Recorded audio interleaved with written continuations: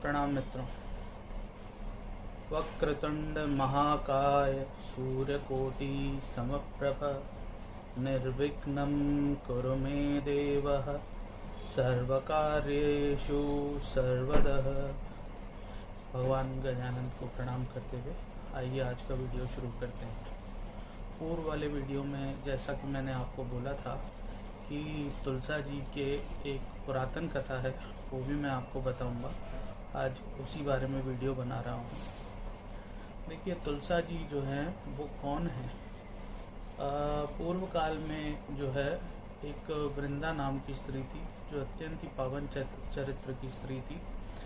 भगवान ब्रह्मा जी का उसे आशीर्वाद था कि वो अखंड सौभाग्यवती रहेगी, यानी उसका पतिव्रता धर्म जब तक रहेगा तब तक उसके सुहाग का कोई बाल विवाह का नहीं कर सकता है। उसी समय में एक राक्षस था जिसका नाम जालंधर था।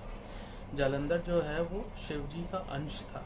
अब इसके ऊपर भी एक पूरी कथा है, वो मैं किसी जालंधर के विषय में अगले एपिसोड में आपको बताऊंगा। तो जालंधर जो था वो शुक्राचार्य जी उनके गुरु थे, और क्योंकि उन्हें देवताओं से युद्ध करवाना था और उन्हें मालूम था कि देवता जो है छल से, बल से तो इसे नहीं मार सकते, लेकिन छल से इसे जरूर मार देंगे। तो कैसे न कैसे करके इसे जो है एक प्रोटेक्शन, एक कवच देना जरूरी है।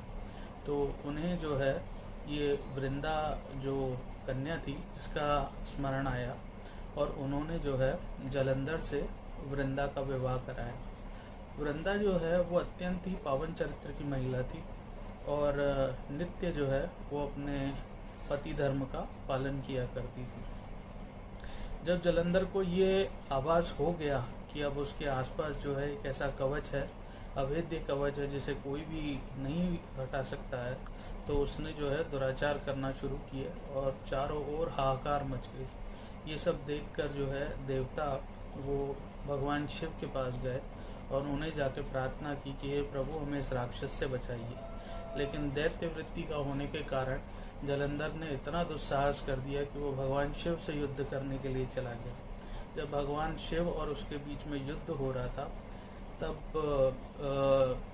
भगवान शिव जो थे उन्होंने कई प्रहार किए और जालंधर ने भी कई प्रहार किए, लेकिन क्योंकि एक जगह शिव थे और दूसरी जगह शिवांश, तो जीत हो किसकी?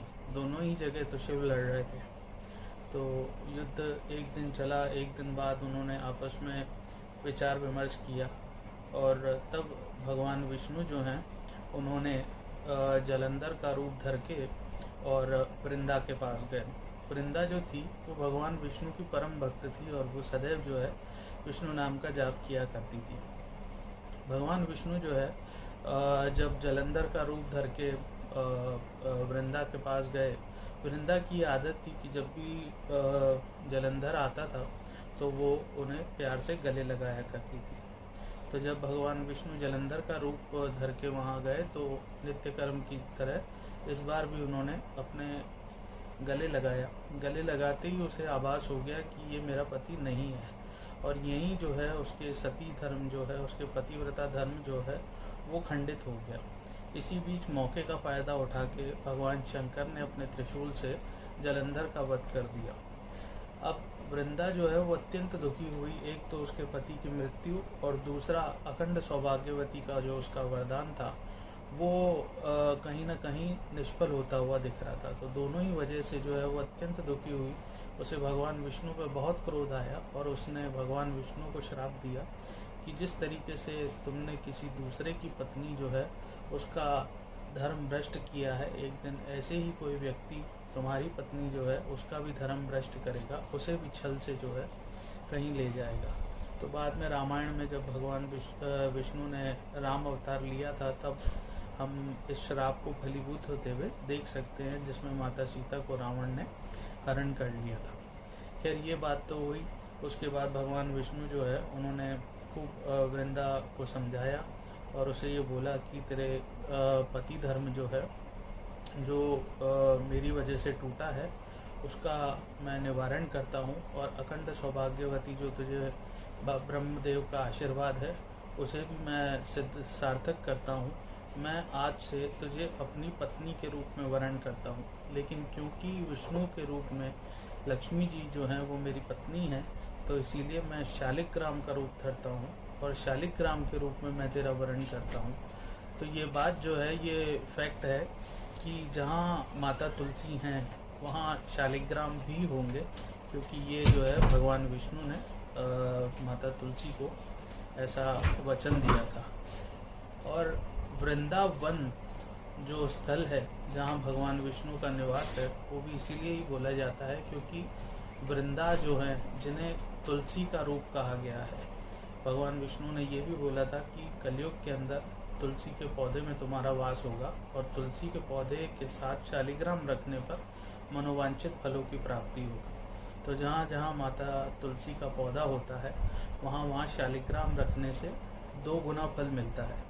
ये बात तो एक हुई। वृंदावन जो स्थल है जिसकी बात मैं आपको बता रहा था, वो वृंदावन स्थल जो है वो भी इसीलिए ही बना है। ये वृंदा माता तुलसी जो है उन्हीं का ही रूप है। और वृंदावन में भी जब आप देखेंगे वहाँ पे तुलसी वन है, अलग अलग प्रकार की वहाँ पे तुलसियाँ हैं। तो ऐसा माना जाता है कि पूर्व काल में जो देवी वृंदा थी वही कलयुग के अंदर तुलसी माता का रूप धर के यहाँ पे आई है। आपके घर में अगर तुलसी का पौधा हो तो उसके साथ शालिग्राम जी भी ज़रूर रखा करिए और भावपूर्ण तरीके से जो है तुलसी जी को और शालिग्राम जी की पूजा करिए। मेरा ऐसा मानना है, भावपूर्ण तरीके से पूजा करने से जीवन के आदिवादी दुख संकट सब दूर होते हैं और भगवान विष्णु और माता वृंदा दोनों का आशीर्वाद मिलता है। ये जो बात है ये मैंने किताबों में भी पढ़ी है, मेरे गुरुजी से भी सुनी और आपको भी बताता हूँ। धन्यवाद। अगर आप धर्म और ज्योतिष के लिए कोई भी सवाल मुझसे पूछना चाहते हैं तो कमेंट लिख सकते हैं, मैं आपके सवालों का जवाब ज़रूर दूंगा। ओम नमः